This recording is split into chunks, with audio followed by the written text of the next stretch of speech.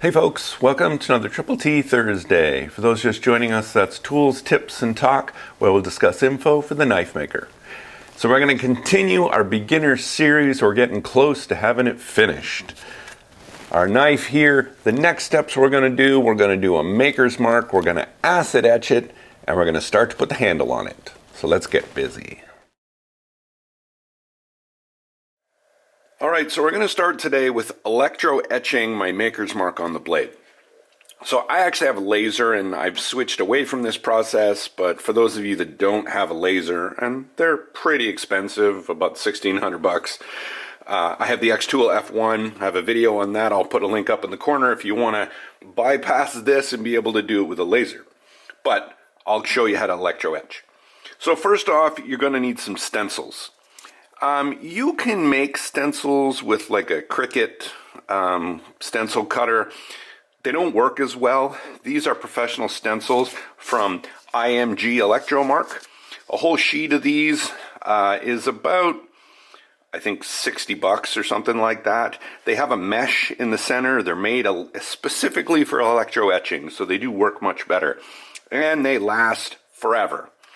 I've used this one probably 25 times, just this one little stencil, and it's still going strong. You can see it's got some darkness around it, but still going fine.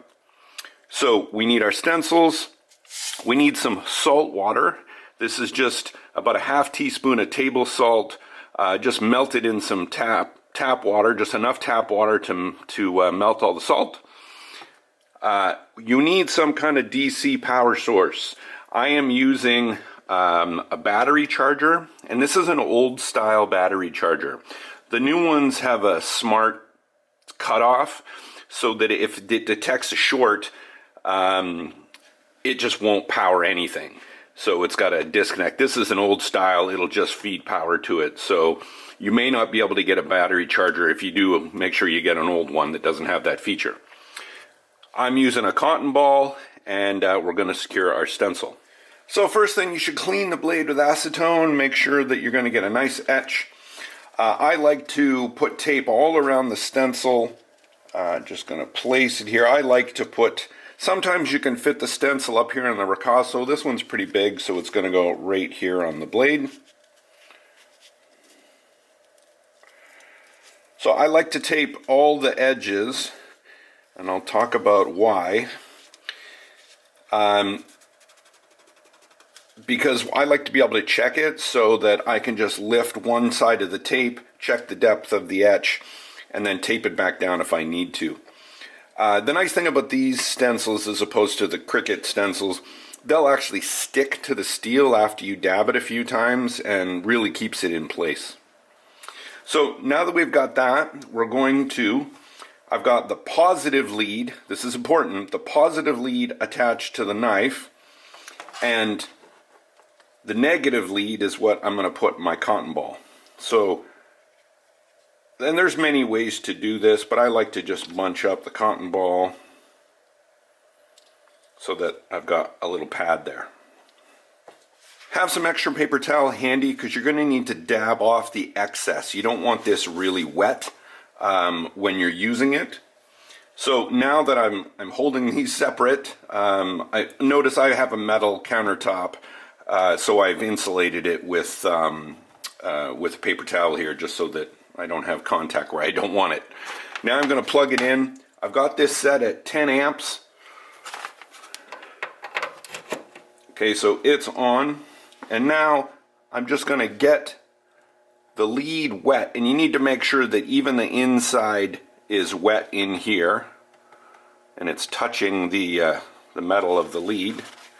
And now you're going to take off all the excess. It should almost feel dry to the touch because you don't want to see water on your okay. So now we're just going to continue dabbing this back and forth. Try not to leave it in one place too long.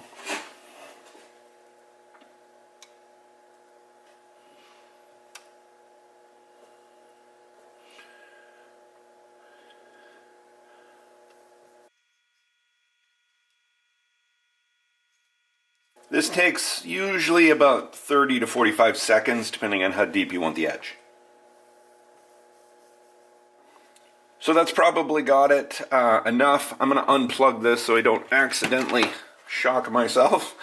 Now I'm going to take a scribe, lift one end, and just kind of test it.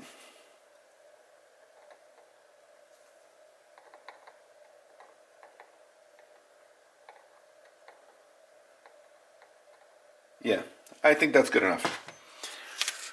So the first thing I always do is clean my stencil. I usually just spray it with a little Windex, clean it off, actually this as well, clean this off, and save it for another day.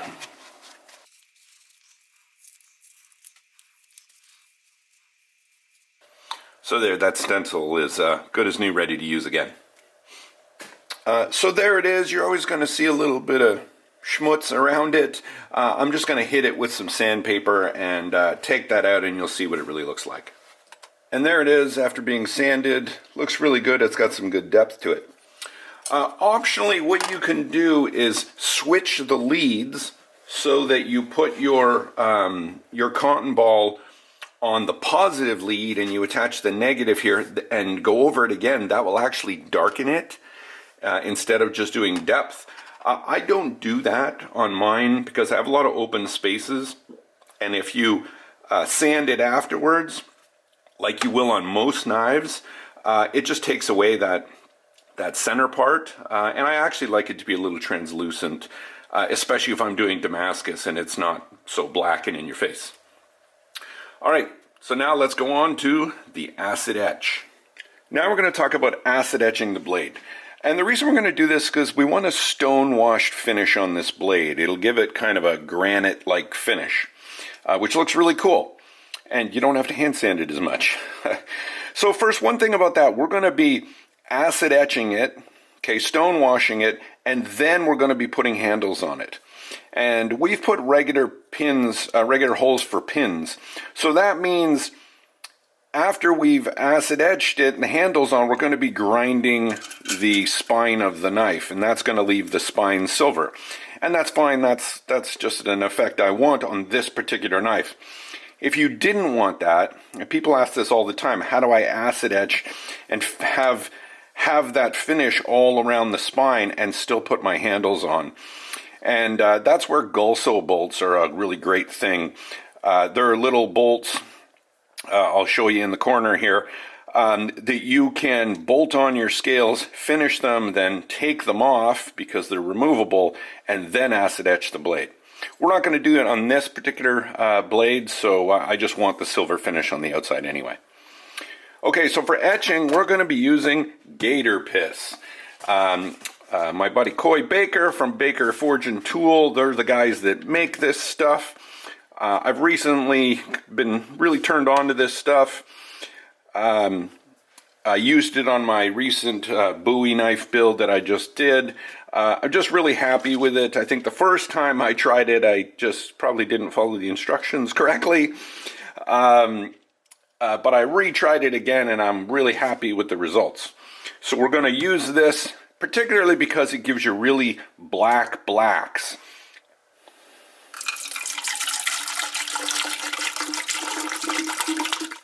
Okay, so I've actually washed the blade with soap and water, some hot soapy water, and I left it a bit wet. Now we're going to go into the gator piss. I do like to kind of shake it around a little bit, knock the bubbles off of it. And I've got this wire here just so I can fish it out of there. It's going to sit in there for about 20 minutes, and then we'll check on it. After the first minute, we'll take a look and just make sure there's no streaks. Well, I actually forgot that this knife was 5160, which doesn't actually etch that dark. You can see it got some gray color to it, and it's got some lines on it where we could see the sanding marks, but that's fine. We're still going to tumble it. We're going to use this ceramic media. You can use stones, but these tend to be sharper. So I'm just going to spray it with WD-40, put it in there, and do the shake.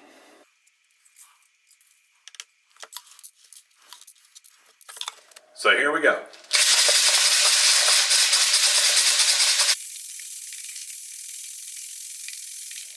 So here we are after tumbling. You can see kind of a granite rock texture on it, which looks pretty cool. Not super dark, of course, because it's 5116. Because of the chromium content, it doesn't darken as much as like 1084. But at least you guys understand the process. I still think it looks really cool, though. So, and I've got it coated in WD-40 just to kind of set in those oxides. Let's move on to talking about handle material. So for that, we're going to use some black walnut. So the first thing we need to do is even up these scales. It just makes your life easier if your scales are the same thickness and perfectly level before you get them on the knife. So let's talk about how we're going to get these flat. Of course, there's a couple different ways. The simplest way is just to put this up against your flat platen. That'll somewhat get it flat, depending on how flat your platen is. What it won't do is give you a consistent thickness, because it's going to depend where you apply pressure. What you can do, and I recommend if you've got a surface grinding attachment, is build or buy one of these. This is just a little sled that you can kind of bolt in wood, and this is metal, so it sticks to your magnetic chuck and your surface grinding attachment. And this will ensure that your scales are not only flat, but the same thickness all the way down. So super cool attachment. This is what I use for scales. Also, something that's really good is a disc grinder. This is the Broadbeck disc grinding attachment you can just put on your 2x72. That will also get the scales very flat. Again, it won't maintain the same thickness. That's going to be up to you. We'll go the low-tech route and just use the platen here. I would normally use a 120 grit belt, but one side of these scales was raw wood, so I needed to use a 36 here.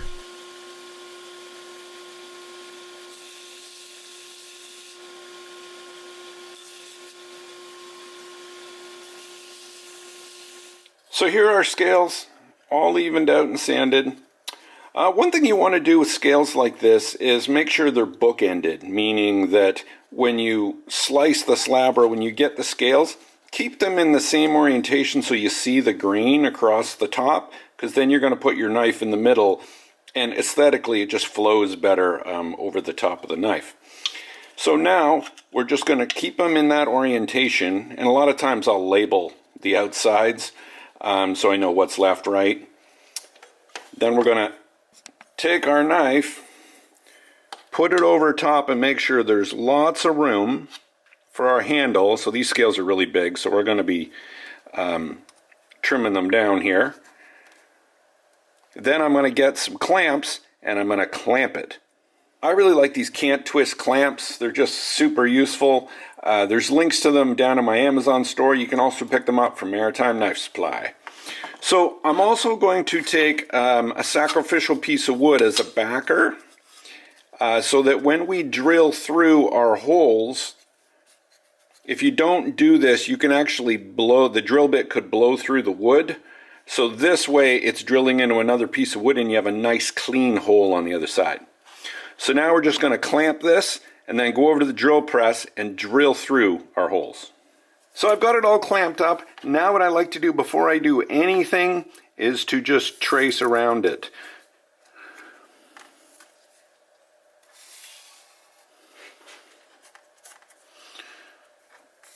Okay, just so when you take your clamps off, you know what the orientation is. Another must-have tool in the shop are these 1, 2, 3 blocks.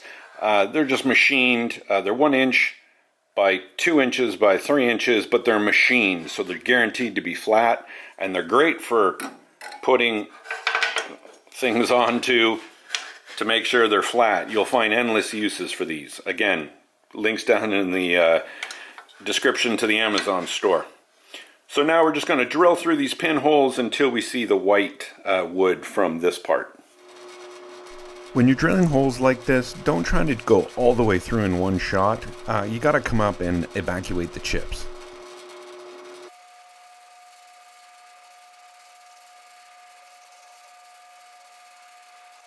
Now that I've got the clamps off, I want to determine exactly what the front of the handle is going to look like.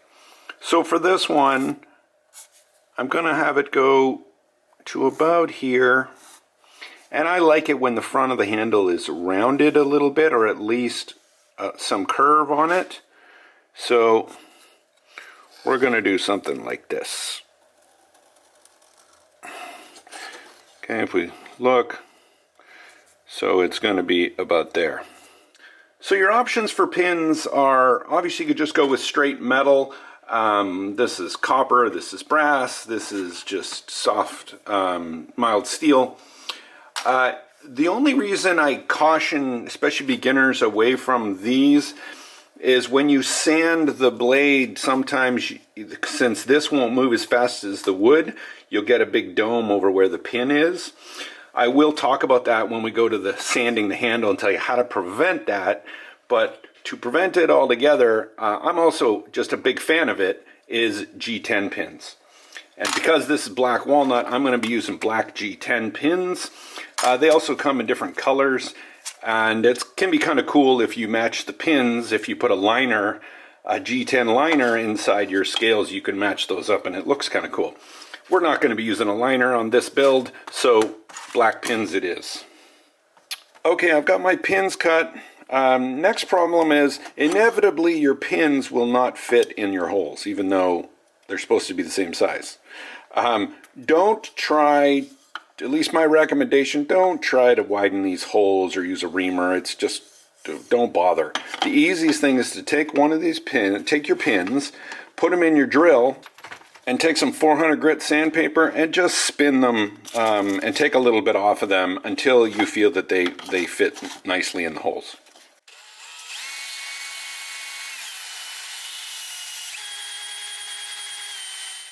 Now that my pins fit, I'll slide them in here, and then we're going to go over to the saw and just cut out the profile of our handles.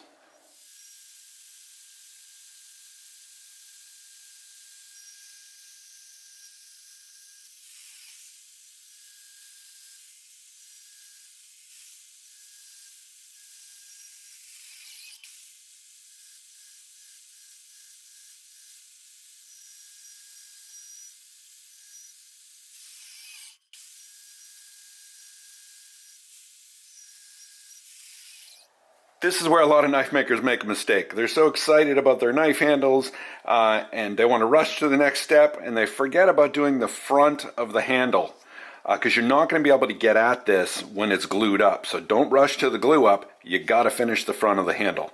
So what we're going to do is do our contour, and then we're going to actually put a bevel on the front of the handle. I've always thought that it looks bad when your handle just drops like in a 90 degrees here. It's much nicer aesthetically to have a bit of a 45 or more at the front of the handle.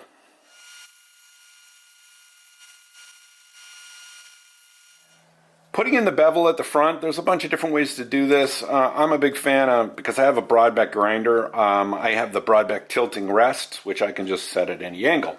If you don't have one of these, just make yourself a little jig with a piece of angle iron or something like that. I always mark the outside here because that's what you're going to be grinding off. Don't accidentally grind the bevel on the inside. So I always put a little O there so that I'm going to grind off the O. And then you're just going to grind each one, and then just make sure that how much you leave matches. I will tend to have about a 1/16 of an inch a flat spot on the bottom.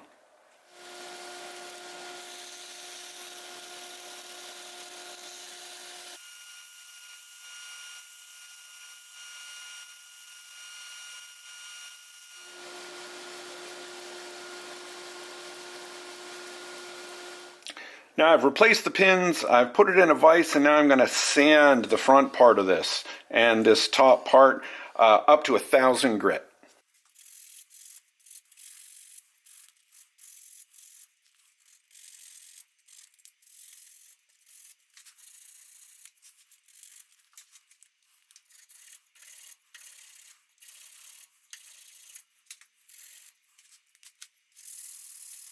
Okay, it's time for glue up.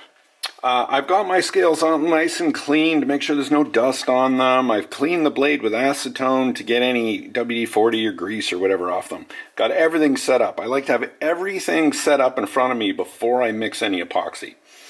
I've got some Q-tips and some extra paper towel because we're going to need to clean off the excess on the front that oozes out. The sides we don't care because we're going to grind that anyway. I got my clamps ready to clamp it up, so let's get gluing. First, let's talk about epoxy though. I've used pretty much every kind of epoxy from the JB Weld you get at Lowe's or Home Depot to G-Flex to some custom brands. I've never had a problem with an epoxy, ever. As long as you mix it well and properly per the instructions, that's the key, is make sure it's mixed very well. This JB Weld 5-minute is great. I've never had a problem with it. Always sticks really good. I also think that people have an issue with epoxy sometimes because when they grind, they get the blade too hot, and heat will actually let epoxy go. So you got to be careful when you're grinding. So we're going to mix up some 5-minute JB Weld and apply it.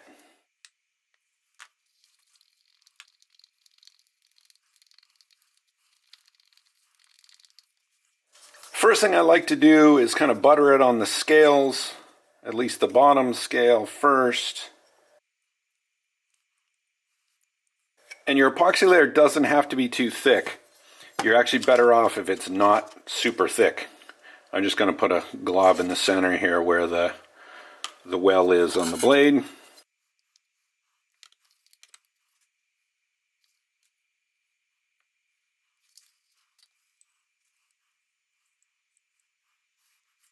And now I'm just going to butter up the pins here.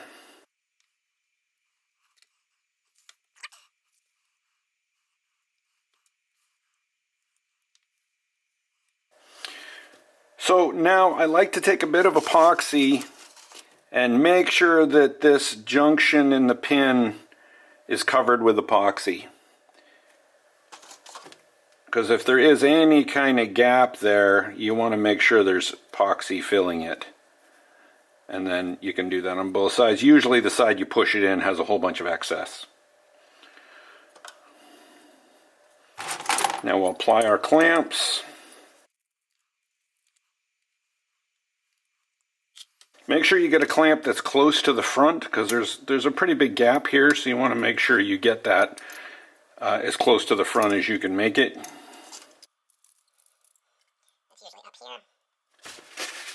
And now we need to start to get the excess coming out of it here.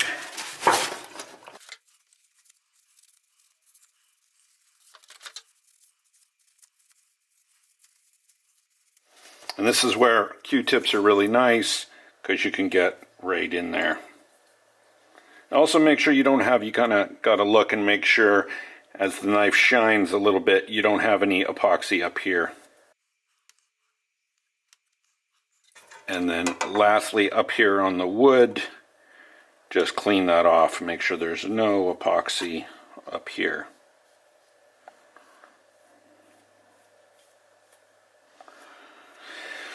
When I am letting it cure, I like to put the knife up like this so you don't have any chance of epoxy coming down and gumming this up. So leave it standing up. And remember, 5 minutes is just the working time. The set time on this is usually a couple hours. So here's our knife with the clamps removed. Now we're going to go grind the profile. First we're going to take down these pins and make it look pretty.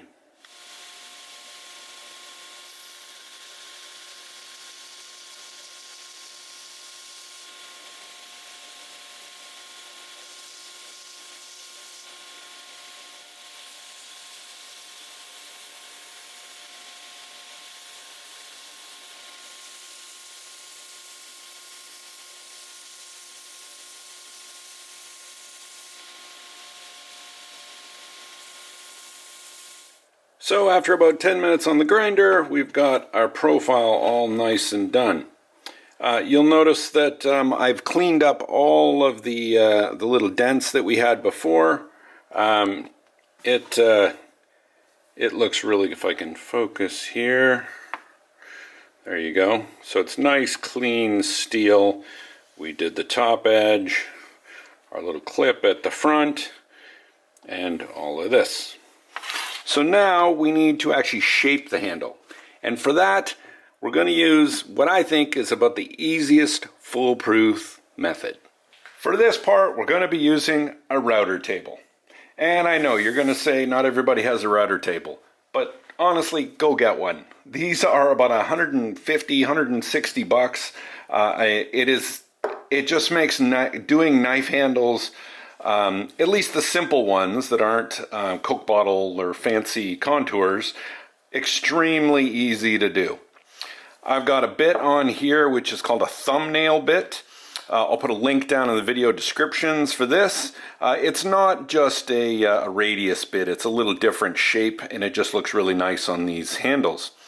And now all we need to do is pass the knife over it in, you want to do this in light passes. There's a bearing here, so it can't go any further. It's very, very safe. Just keep your fingers on the top and do the whole circumference, but not this edge. We're going to leave this edge untouched. We're going to do the front and the back.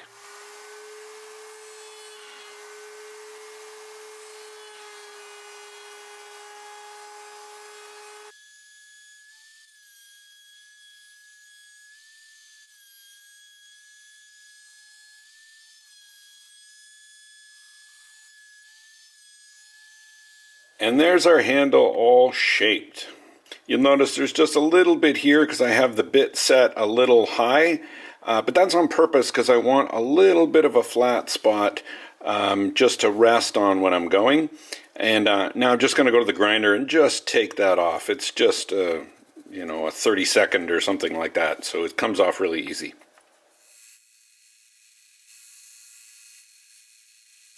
Okay, we've shaped our handle. It looks really, really good. All of the little creases are out.